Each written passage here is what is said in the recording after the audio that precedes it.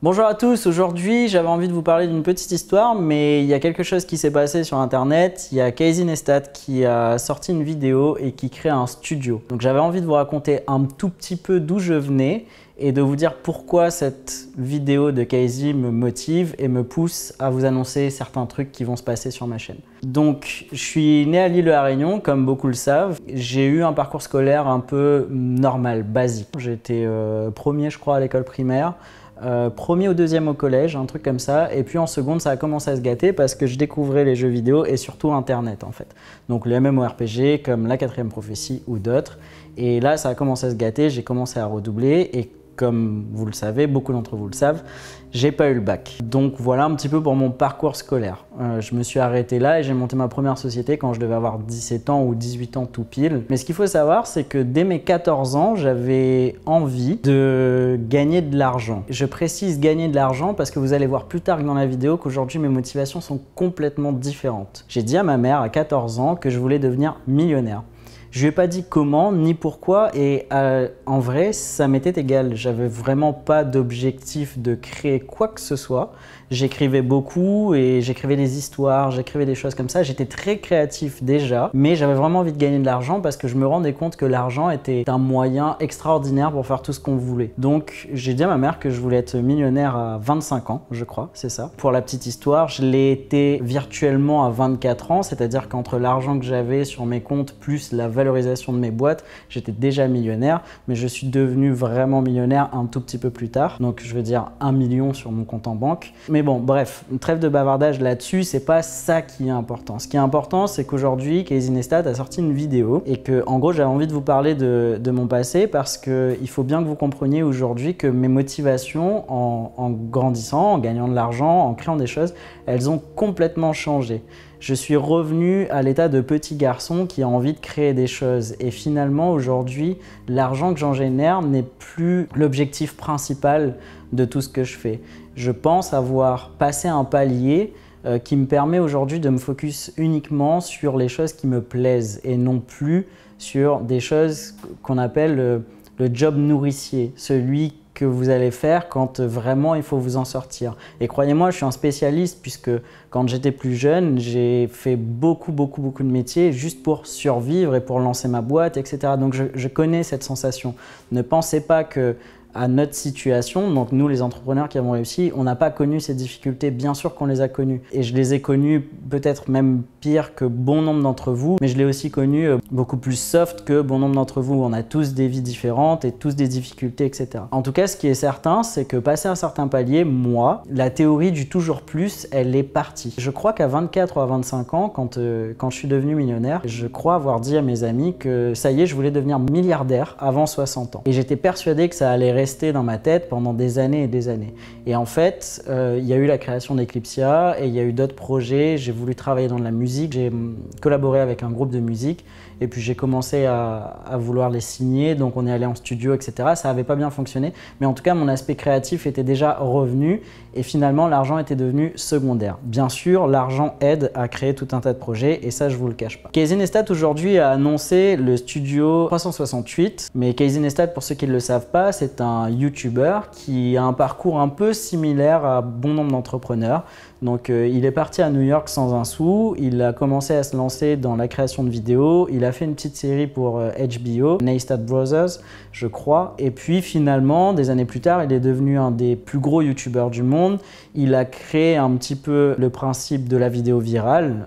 Avant lui, il n'y avait que des vidéos de chats, etc. qui étaient virales, et lui, il a créé vraiment la première vidéo virale. Donc c'est vraiment quelqu'un qui a marqué l'histoire de YouTube en tout cas. Des années plus tard, il est devenu entrepreneur, il a créé BIM qu'il a revendu à CNN pour 25 ou 35 millions de dollars. Il a été très connu parce qu'il faisait un daily vlog, donc un vlog tous les jours de sa vie et il y a mis des choses qui étaient très intéressantes, c'est qu'il mettait des plans séquences de films ou de séries dans tous ses vlogs. Donc vous aviez des bouts de vie mais qui étaient plus du selfie ou de la perche, etc. En tout cas, il a vraiment créé un nouveau système de vlogging et il a inspiré des dizaines de milliers de créateurs dans le monde à se lancer.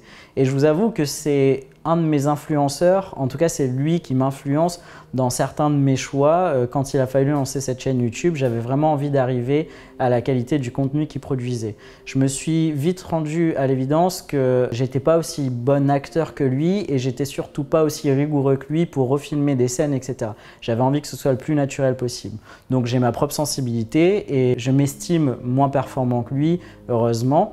Mais en tout cas, ça m'a permis de me motiver à me lancer. Aujourd'hui, il a lancé quelque chose, donc ça date de il y a quelques heures, que j'avais envie de faire. Quand j'ai lancé cette chaîne YouTube, mon premier objectif, bien avant d'avoir cette chaîne YouTube, c'était de monter une équipe. C'était de monter un studio, d'avoir des grands bureaux et d'avoir toute une team de créateurs sur tout un tas de différents sujets.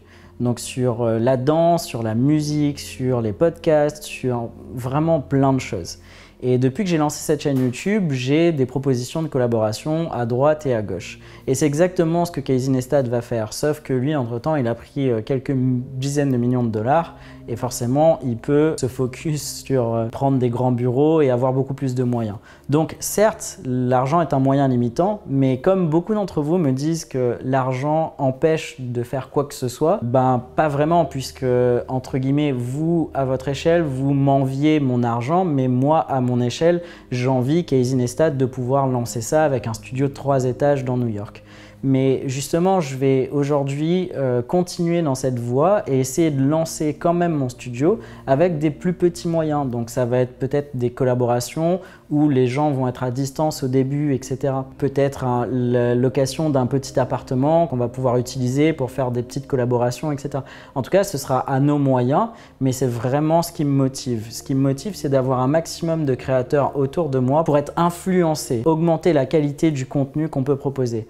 Hier, il y a une vidéo qui est sortie de l'équipe Trash, je crois, c'est ça, sur YouTube. Et je vous avoue que j'ai été partagé entre le sentiment de grande admiration et de frustration parce que c'est exactement une vidéo que j'aurais voulu sortir. J'étais en train de préparer ma vidéo sur Webedia et il y a beaucoup de choses qui se ressemblaient et je me suis dit waouh, qu'est-ce que j'aimerais les rencontrer pour éventuellement faire des collaborations ou en tout cas travailler sur des sujets comme ça. Donc ça va être un petit peu mon objectif dans les prochains mois de rencontrer des nouvelles personnes.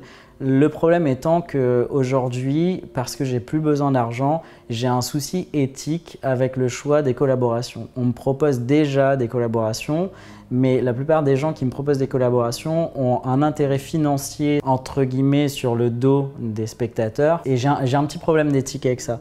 Il y a une chaîne que j'adore en ce moment qui est celle de Yann Piet. C'est quelqu'un qui fait du coaching de vie, du coaching d'entrepreneuriat et vraiment il est très précis dans sa façon de voir la vie et je trouve qu'il a une vision à 90% concrète, réelle. Il se trompe très peu. Il y a des trucs sur lesquels je ne suis pas du tout d'accord avec lui et j'ai hâte de le rencontrer. Le problème, c'est qu'il vend ses coachings et qu'il vend ses formations et que moi, je suis pas très à l'aise avec ça parce que j'estime que le support YouTube, en soi, je ne monétise pas encore ma chaîne, donc c'est vrai que c'est facile de parler pour moi. Mais j'estime que le support YouTube se suffit à lui-même. Vous proposez du contenu aux gens, ils le regardent, vous êtes rémunéré pour ça. Et ça devrait suffire. Et donc, j'aime pas trop les gens qui utilisent le support YouTube pour en plus vendre d'autres prestations. Et je sais pas comment je vais faire. Donc, j'ai envie d'avoir vos avis dans les commentaires pour savoir si je dois me limiter ou si je dois préciser parce que je peux tout à fait faire une collaboration en disant bah voilà, je fais une collaboration avec telle personne et je trouve qu'il est vraiment intéressant, mais je reste persuadé qu'il ne faut pas acheter leur formation, que vous pouvez vous satisfaire du contenu gratuit, etc. On m'a proposé plusieurs collaborations. On m'a proposé une collaboration dans la crypto-monnaie, mais pareil, je suppose qu'il y aura des liens d'affiliation vers leur programme de crypto-monnaie. Donc voilà, je ne sais pas encore comment je vais réussir à faire ça et je sais que la collaboration est une des clés de YouTube. Et si je vous ai parlé un petit peu de moi plus tôt, de mes objectifs, de mes ambitions, ne pensez pas, il y a beaucoup de gens qui m'ont contacté, qui m'ont dit t'es vachement transparent, pourquoi, comment, est-ce que t'as pas peur de ci ou de ça? Je fais vraiment ce que j'ai envie sur cette chaîne YouTube. Mais je me fixe beaucoup de limites et surtout ce qui me drive c'est que j'ai envie qu'elle monte. Je vous cache pas que j'ai des objectifs, j'ai envie d'aller taper les 100 000 abonnés, j'ai envie de taper le 1 million d'abonnés et j'en sais rien si je peux, mais en tout cas C'est ce qui me drive tous les matins à me dire ok, mets-toi à écrire, ok, tourne une vidéo, ok, monte, ok, lance la vidéo. C'est vraiment quelque chose qui me pousse, qui me drive encore. Donc aujourd'hui, oui certes, c'est plus l'argent qui me motive, mais cette chaîne YouTube, elle me motive de fou. Et j'ai vraiment envie d'y arriver. Mon plus gros obstacle, c'est mon problème éthique dont je vous ai parlé. Je pourrais faire des collaborations, par exemple, avec Tsukiyo, qui vit avec moi. Je pourrais faire des collaborations avec lui tous les jours et on en parle et on en fera, c'est certain. Mais je lui ai dit, par exemple, que je ne veux pas faire des collaborations sur tout. Parce que je veux faire des collaborations uniquement qui correspondent à ce que j'ai envie de partager, à ce que j'ai envie de vous apporter. C'est un espèce d'échange win-win. J'ai envie de vous partager une expérience, sans prétention de vous apprendre plein de choses. Mais de partager une expérience et d'essayer de vous faire gagner du temps. Je pourrais faire du troll. Seb Lafrite a sorti une vidéo et cette vidéo, j'ai hésité à la faire. Et sachant que moi, je suis un entrepreneur aussi, si j'avais fait un troll d'une formation, etc., ça aurait été très drôle. Et j'adore la vidéo de Seb. Mais j'ai pas voulu le faire parce que c'est pas mon créneau en fait. Si je peux vous faire rire, tant mieux, mais j'ai envie qu'à chaque fois que vous sortiez d'une de mes vidéos, vous ayez appris des choses et que ça vous fasse avancer dans votre vie personnelle ou dans votre vie professionnelle. C'est vraiment ça mon objectif. Donc je pourrais me perdre sur YouTube à faire des vidéos de gaming ou à faire des vidéos troll ou à faire des vidéos d'humour ou à faire tout ça, mais c'est pas mon objectif. Et pour monter dans un créneau comme ça, c'est beaucoup plus dur. Je connais très peu de youtubeurs en France qui ont réussi sur ce créneau.